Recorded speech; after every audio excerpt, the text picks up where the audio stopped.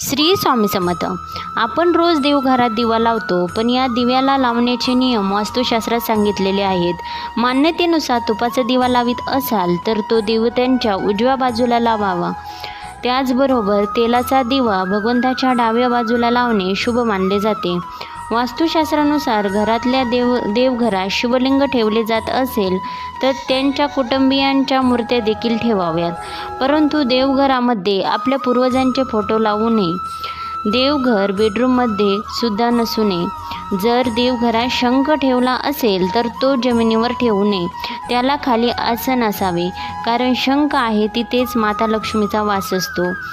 पाण्याने भरलेला कलश नेहमी एका प्लेटमध्ये थोडेसे तांदूळ ठेवून त्याच्यामध्येच ठेवावा.